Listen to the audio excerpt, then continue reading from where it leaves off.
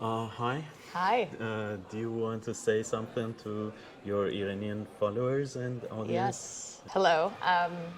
Nice to meet all of you. Thank you for your support, and for those of you who follow me, thank you for following me. I've never been to Iran. I would like to go one day. I have a good friend that I grew up with that I used to play, we call it soccer, but football when we were younger, and she's from Iran. So I used to spend a lot of time with her and her family, and very, very lovely people. So thank you all. Thank you so much. You could count in Persian, yeah? I tried. یک دو سه Chahar, چهار هر Panj, پنج it's P. I don't know why I say han پنج شیش Half, هفت هن Hasht, هشت it's 8. هشت هن No, no, it's 9. No, نه and 10 is Dah. ده. Yeah, perfect. Getting there, yeah. Thank you.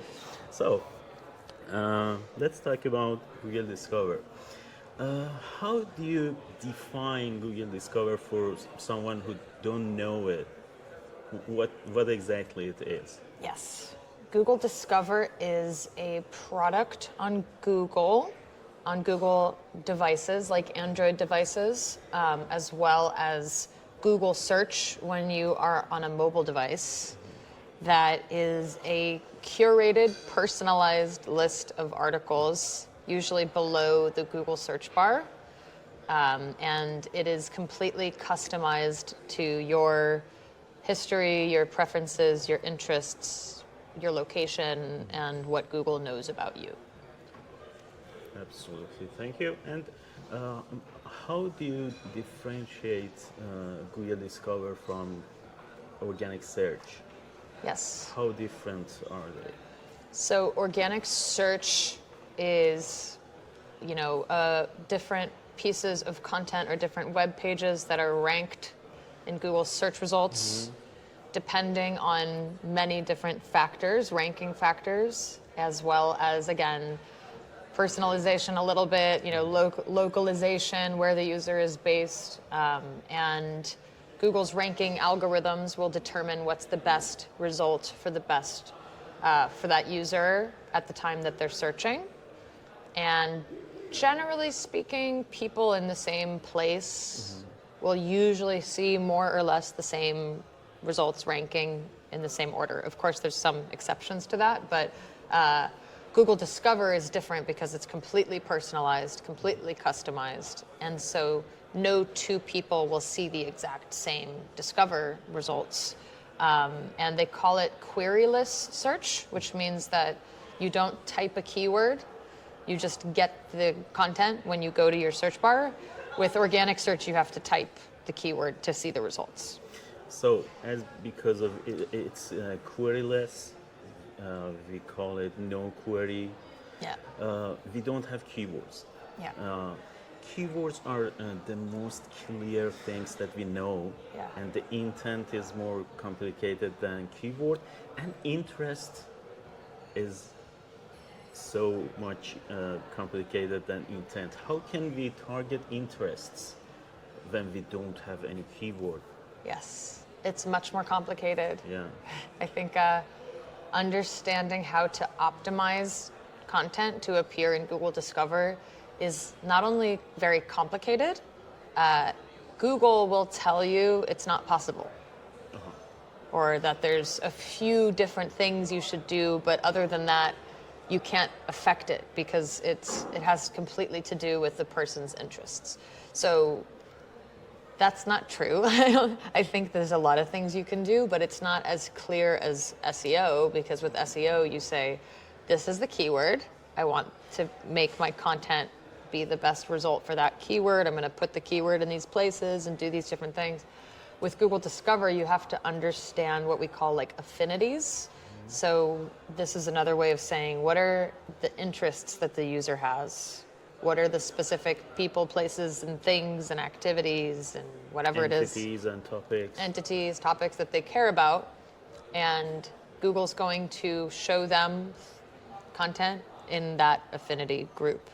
So you have to understand what are all the possible affinities and how does your content and your website and your brand match what Google's looking for that user. So can we say that we have different content for, that we can call it intent-driven content, and we have different content that is interest-driven? Yeah, I think that's a great way of thinking about it. With intent, with keywords on Google, search keywords, you want to go somewhere, do something, buy something, know something, learn something. With Google Discover, sometimes often it'll show you content that you didn't even know you wanted, right?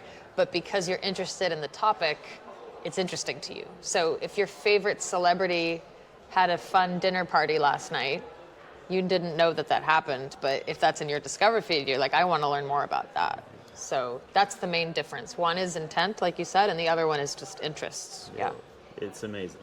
And do you see Google Discover as a marketing channel?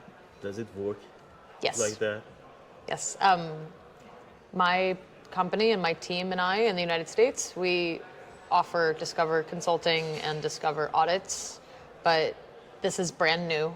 Yeah. I started to build this product through 6 months ago. Amazing.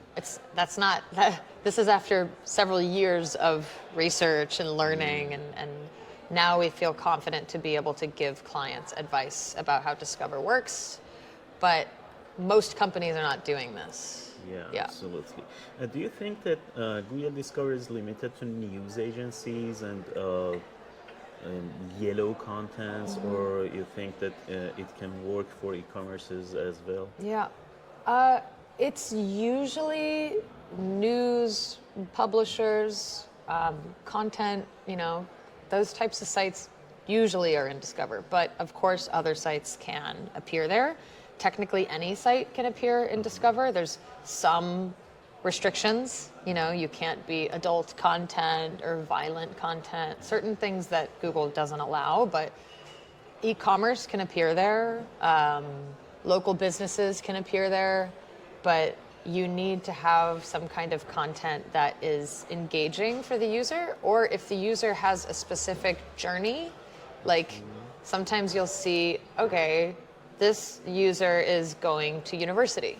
They're looking at different universities, and they've done Google searches to look at MIT and Harvard and Stanford, and then Google Discover will show them the Harvard application page or the Stanford application page, and that's not exciting content, but it's relevant to that searcher. Yeah. So any content can appear there. Do you advise them to consider Google Discover as their marketing channel? Yeah. It depends how the website makes money. Yeah. Or what the goals of the business are. So if the business wants to capture what we call top of funnel traffic, which means people that are at the beginning of their journey, where they need to learn about all the different things to consider about a topic or all the different brands that do a certain thing. They're not ready to make a purchase or whatever it is. If you're trying to capture more awareness, Google Discover is very good. It's a good way to get a lot of traffic very quickly. But if you are like an e-commerce website, it's not necessarily going to create a lot of sales. But if your website makes money with ads or affiliate links, like most publisher websites, Google Discover is excellent. What about interest-driven products? There are some types of products that we don't need intention before buying it. We can decide to buy at the moment. Yeah. What about those types of products? That's interesting. Yeah, you would need to, yes, it's possible that people could discover in Google Discover a product that they didn't know about and maybe make a purchase on the same visit. It's possible, but that product page would need to have so many signals that Google sees that tells Google this is an exciting product, because it's rare to see product pages on there. It's possible, but it's rare. Yeah. Thank you so much. You're welcome. It was a great talk. Yeah. And yeah. That's it. Thanks for coming to Berlin and SMX. Thank you. You're welcome.